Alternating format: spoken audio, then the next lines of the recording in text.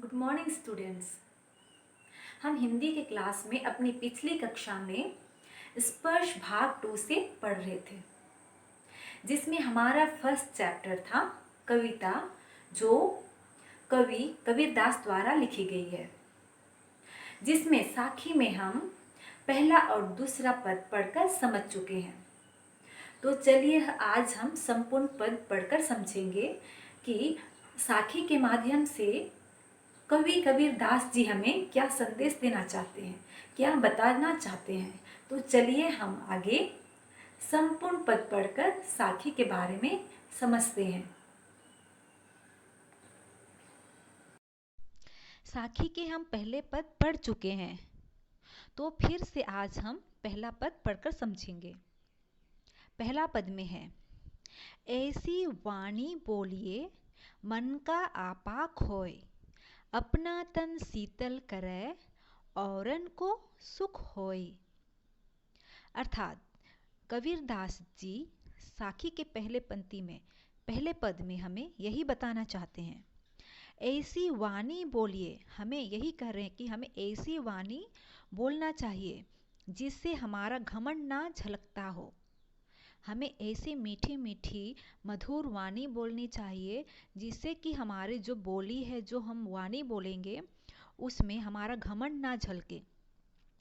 इससे हमारे मन को तो शांति मिलेगी, साथ ही सुनने वाले को भी सुख और शांति प्राप्त होगी। तो हमें कबीरदास जी यही बताना चाहते हैं, यही कहना चाहते हैं कि हमें जब दूसरों से बातें करेंगे तो घमंड से बातें नहीं करना है, बल्कि हमको मधुर वाणी में, अच्छी वाणी में हमें मीठी मीठी बातें बोलना है, जिससे कि हमें खुद को तो शांति मिलेगी ही, साथ में ही सुनने वाला जो हमारी वाणी सुनेंगे उसको भी सुख और शांति प्राप्त होगी। तो कबीरदास यही कहना चाहते हैं, ऐसी वाणी बोलिए जिससे हमारा घमंड ना झलकता हो, इससे हमारे मन को तो शांति मिलेगी, साथ ही सुनने वालों को भी सुख और शांति प्राप्त होगी। तो हमें हमेशा मीठी वचन ही बोलना चाहिए, कड़वा वचन नहीं बोलना चाहिए।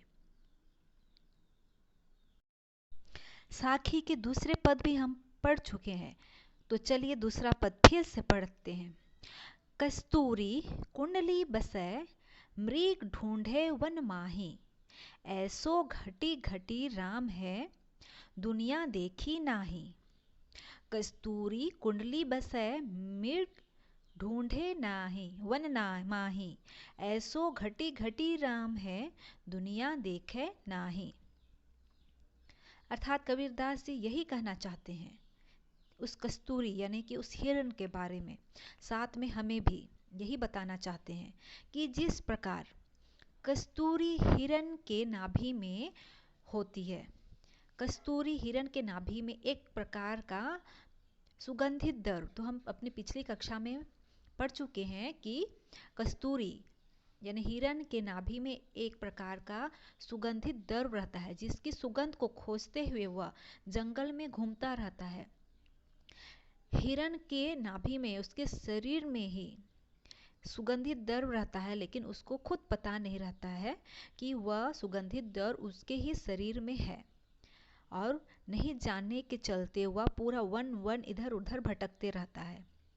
तो कबीरदास जी हमें यही उदाहरण दे के हमें बताना चाहते हैं कि इसी प्रकार मनुष्य भी अपने हृदय में बसे ईश्वर को ना देखकर उसे अन्य जगहों में ढूंढता रहता है।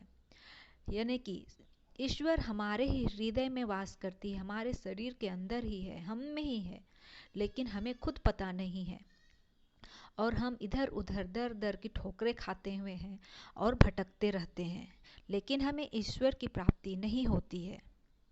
अगर हम सच्ची हृदय से श्रद्धापूर्वक ईश्वर को ढूंढेंगे तो ईश्वर हमारे अंदर ही मिलेगा। जैसे कि हिरण को पता ही नहीं है और वो दर दर ठोकरें खाकर वन वन घूमते रहता है, ठीक उसी प्रकार भी हम भी वैसे ही हैं। तो सच्ची ईश्वर की प्राप्ति हम करेंगे भक्ति और श्रद्धा पूर्वक, तो हमारे अंदर ही हमें मिलेगा। तीसरा पद भी हम पढ़ चुके हैं, तो फिर से पढ़ेंगे। जब मैं था तब हरि नहीं, अब हरि है मैं नाही। सब अंधियारा मिटी गया, जब दीपक दिखाया माही। जब मैं था तब हरि नहीं, अब हरि है मैं नाही। सब अंधियारा मिटी गया, जब दीपक दिखाया माही।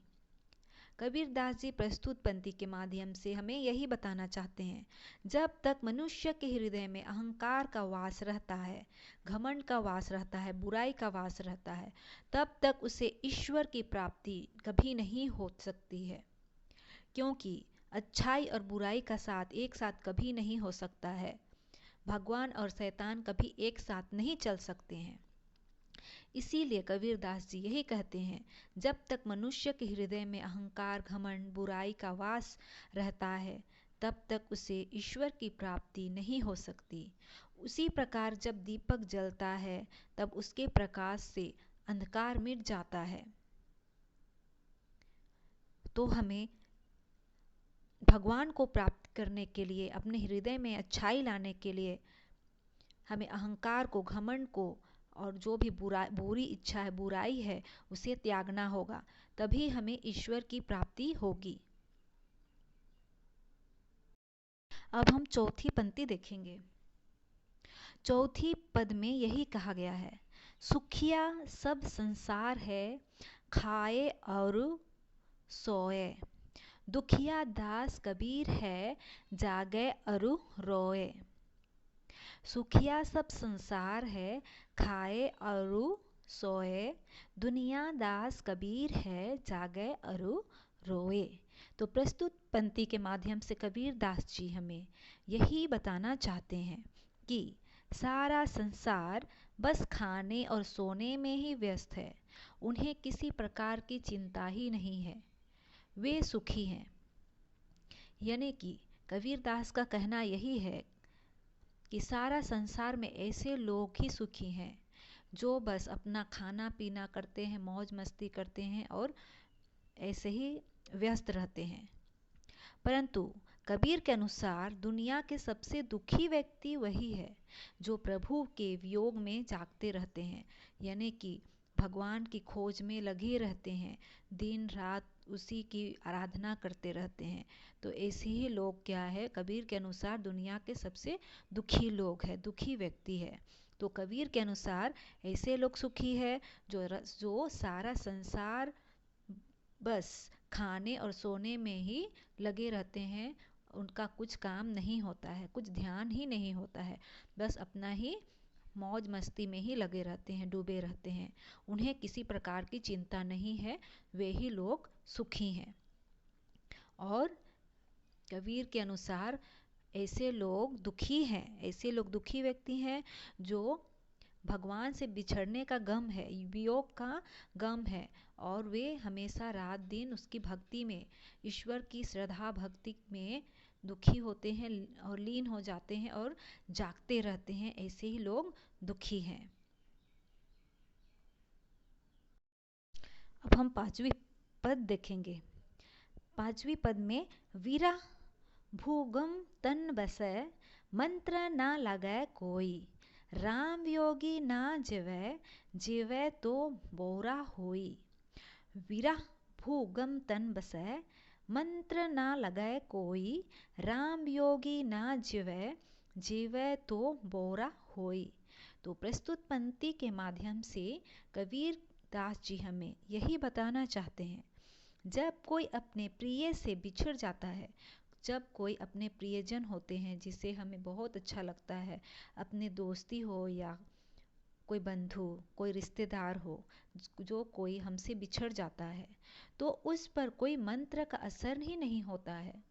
उसी प्रकार, ठीक उसी प्रकार ईश्वर के वियोग में, यानी कि जब हम ईश्वर से बिछड़ जाते हैं, वियोग हो जाते हैं, यानी कि दूर हो जाते हैं, तो मनुष्य जीवित नहीं रहता है। अगर वह जीवित भी रहता है तो पागल हो जाता है। जैसे कि हमारे जो प्रियजन से हम बिछुड़ जाते हैं, जो हमारे प्रिय होते हैं, तो उस पर मंत्र का भी असर नहीं होता है।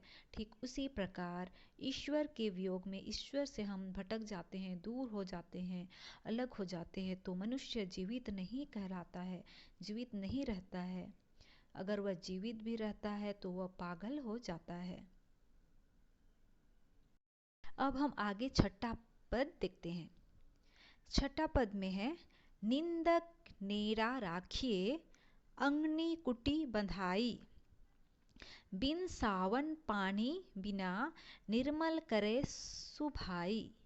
निंदक नेड़ा राखिए अंगनी कुटी बधाई, बिन साबुन पानी बिना निर्मल करे सुभाई। हमें निंदा करने वालों को अपने पास रखने का प्रबंध करना चाहिए। प्रस्तुत पंक्ति के माध्यम से कवि कबीरदास जी हमें उन लोगों के बारे में कहते हैं कि हमें हमेशा निंदा करने वालों को ही, जो हमारी बुराई करते रहते हैं दूसरों के पास, हमेशा दूसरों के पास हमारा निंदा ही करते रहते हैं, बुराई ही करते रहते हैं, ऐसे लोगों को हमें अपने पास ही रखना चाहिए। उसे दूर नहीं जाने देना चाहिए, बल्कि हमारे पास ही रखना चाहिए। हमें निंदा करने वालों को अपने पास रखने का प्रबंध करना चाहिए, ताकि उनकी बातों को सुनकर हम अपने अंदर की बुराइयों को त्याग कर सकेंगे। इसलिए कवि कबीरदास का कहना यही है कि जो लोग हैं तो हमारे सामने तो बुराई नहीं करते हैं, हम जानते हैं कि जो भी हमारे मित्र हैं या कोई भी, जब हम कुछ बुराई करते हैं या हमें वे अच्छे नहीं लगते हैं, हम अच्छे नहीं लगते हैं, तो दूसरों को जाकर वे हमारी निंदा सुनाते हैं, हमारी बुराई करते हैं। तो ऐसे लोगों को अपने पास, यानी कि अपने पास ही रखना चाहिए, ताकि उनकी बातों को सुनकर हम अपने अंदर की जो बुराई है उसको त्याग कर सकेंगे, जिससे कि हमारे अंदर का बुराई कम से कम दूर हो सकेगा।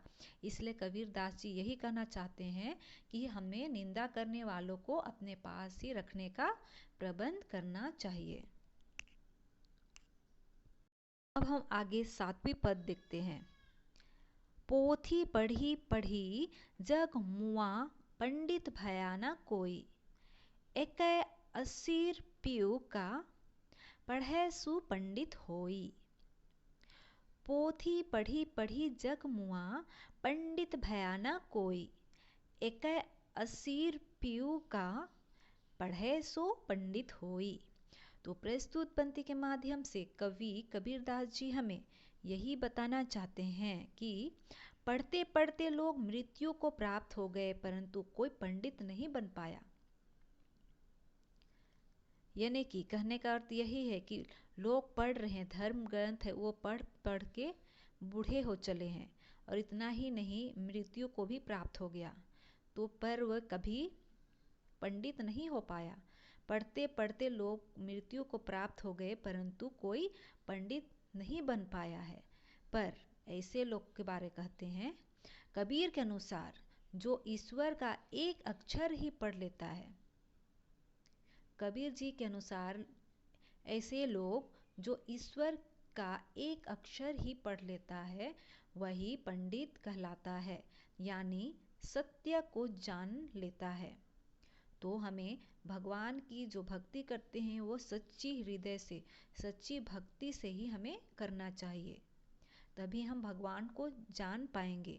लेकिन पोथी पढ़ते पढ़ते लोग मृत्यु को प्राप्त हो गए, परंतु पंडित को ही नहीं बन पाया। लेकिन जो ईश्वर को सच्चे हृदय से, सच्चे मन से, भक्ति से एक अक्षर में ही पढ़ जाता है, यानी कि समझ जाता है, वही पंडित कहलाता है। यानी कि सत्य को जानने वाला ही सच्चा पंडित कहलाता है। अब हम सबसे अंतिम पद देखेंगे कि कवि कबीरदास सबसे अंतिम पद में क्या बताना चाहते हैं। हम घर जलाया आपड़ो लिया मुरादा हाथी, अब घर जलाओ तास का, जे चले हमारे साथी। हम घर जलाया आपड़ो लिया मराड़ा हाथी, अब घर जलाओ तास का, जे चले हमारे साथी। प्रस्तुत पंक्ति के माध्यम से कवि कबीरदास जी हमें यही बताना चाहते हैं कि कबीर ने अपने मोह माया रूपी घर को जलाकर ज्ञान प्राप्त कर लिया है। कबीरदास जी जो अपने मोह माया यानी कि प्रेम रूपी घर का जलाकर ज्ञान प्राप्त कर लिया है। अब उनके हाथों में जलती हुई मशाल है यानी ज्ञान है। अब वो उसका घर जलाएंगे जो उनके साथ जाना चाहता है। तो कहने का अर्थ यही है कि कबीरदास को ज्ञान किस प्रकार प्राप्त हुआ, क्योंकि उसको अपना मोह माया जो घर था उसको त्यागना पड़ा और ईश्वर की खोज में उसको बाहर जाना पड़ा। यानी कि जब हम कुछ पाने के लिए, हम सुने हैं कि कुछ पाने के लिए हमें कुछ खोना पड़ता है, तो कबीरदास अपना घर से निकल गए और साधु का जिंदगी जीने लगे। कहने का अर्थ यही बता रहे हैं कि कबीर ने अपने मोह माया रूपी घर को जलाकर ज्ञान प्राप्त कर लिया, यानी कि अपना जो माया रूपी यानी कि जो घर में अपना सब कुछ मिल रहा था सबको त्याग दिया और घर छोड़कर ज्ञान प्राप्त के लिए वे बाहर निकल गए, और जिससे कि ईश्वर की खोज में वे ज्ञान प्राप्त के लिए बाहर निकल गए। अब उनके हाथों में जब हम वह ईश्वर को ढूंढने के लिए बाहर निकले और दर दर भटकते रहे, तो उसे हाथों में जलती हुई मशाल यानी कि ज्ञान की प्राप्ति हो गई है। अब वो उसका घर जलाएंगे, यानी कि अब उनके साथ जाना चाहता है। यानी कि कबीरदास को ज्ञान की प्राप्ति हो गई है। अब उसके जरिए, कबीरदास के जरिए हम ज्ञानी बन सकते हैं, क्योंकि उसे पूरी ज्ञान प्राप्ति हो गई है, तो उसके द्वारा हम ज्ञान प्राप्त कर सकते हैं। तो कबीरदास यही कहना चाहते हैं कि कबीर ने अपने मोह माया रूपी घर को जलाकर ज्ञान प्राप्त कर लिया है। अब उनके हाथों में जलती हुई मशाल है यानी कि ज्ञान है। अब वो उसका घर जलाएंगे जो उनके साथ जाना चाहता है, यानी कि जो कबीर के साथ जाना चाहता है, ऐसे लोगों को ज्ञान का संदेश जरूर मिलेगा। तो इस प्रकार हमें अंतिम पद भी समझ में आ गया होगा। तो इस प्रकार कबीरदास द्वारा लिखित साखी हम पढ़कर समझ चुके हैं। तो संपूर्ण पद हमें समझ में आ गई होगी कि कबीरदास जी हमें अपनी वाणी के द्वारा अपनी भक्ति ईश्वर के प्रति श्रद्धा के द्वारा किस प्रकार श्रद्धा करनी चाहिए, सच्चे मन से सच्चे हृदय से किस प्रकार ढूंढने से ईश्वर की प्राप्ति होगी, और हमें हमेशा अच्छाई की रास्ता ही चुननी चाहिए, बुराई की रास्ता को त्यागना चाहिए। इन सभी बातों के बारे में हमें अच्छी शिक्षाएं दी है। तो ज़रूर हमें साखी के माध्यम से ज़रूर समझ में आ गई होगी।